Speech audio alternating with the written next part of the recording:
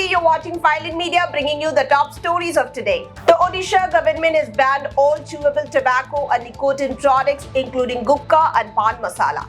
The ban stops their sales, storage and transport across the state. The move aims to protect public health and reduce tobacco-related diseases. Enforcement will be strict and authorities will crack down on anyone breaking the rule. The Election Commission has ordered a criminal case against Trinamool Congress MLA Munirul Islam in West Bengal. He is accused of vandalizing a government office during protest over voter list revision in Farakka.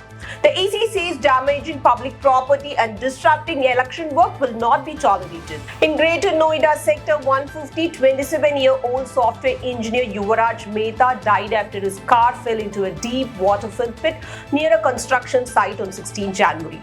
He climbed on the roof and called for help, but rescue was delayed in dense fog and he drowned. Police first arrested the plot owner and then two more builders over unsafe site conditions. A special investigation team is probing why barricades and safety measures were missing. The CBI has now taken a closer look at the land and project files linked to the plot where the pit was.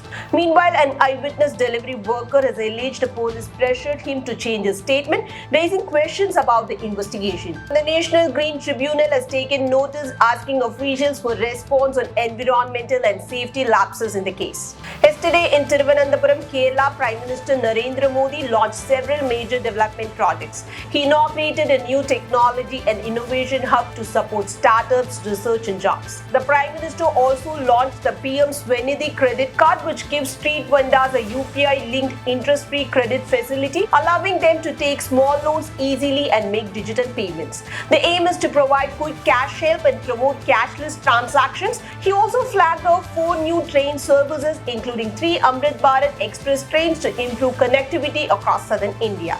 Prime Minister Narendra Modi is set to visit Tamil Nadu today to begin the BJP's election campaign. Chief Minister M.K. Stalin has launched a sharp attack on the centre ahead of the visit. Stalin criticized the new GRAM G Rural job scheme, saying it forces state government to pay nearly 40% of workers' wages, which he says will hurt poor villagers and put pressure on state finances. He demanded that the older MN Rega scheme be restored, where the centre paid most of the cost. Stalin also questioned delays in central funds and accused governors of interfering in elected state governments. There is fresh uncertainty around the upcoming ICC T20 World Cup in India. Bangladesh has refused to travel to India, citing security concerns and saying it hopes for justice from the ICC. The ICC has rejected Bangladesh's request to shift matches outside India and asked them to confirm participation. Because of this standoff, Scotland is now likely to replace Bangladesh in the tournament if the issue is not resolved soon. US President Donald Trump has proposed a new initiative called the Board of Peace, which he says is meant to help address conflicts like the Gaza war and other global disputes. The proposal is getting a mixed response from countries so far. India was invited to join the Board of Peace, but New Delhi did not attend the launch and has not yet decided whether to take part. India says it is carefully reviewing the invitation before making any commitment.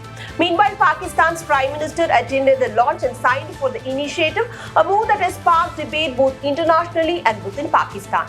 Analysts say India's cautious approach reflects broader diplomatic consideration and its own principle on peace and international cooperation. The United States has officially withdrawn from the World Health Organization, ending its membership after nearly 80 years. The decision follows an order by President Donald Trump, who said the WHO failed during the COVID-19 pandemic and needs reforms. The US has also stopped funding the global health body and ruled out rejoining for now. Global health experts and WHO officials warn this could weaken international cooperation on tracking diseases, sharing vaccines, and responding to future pandemics.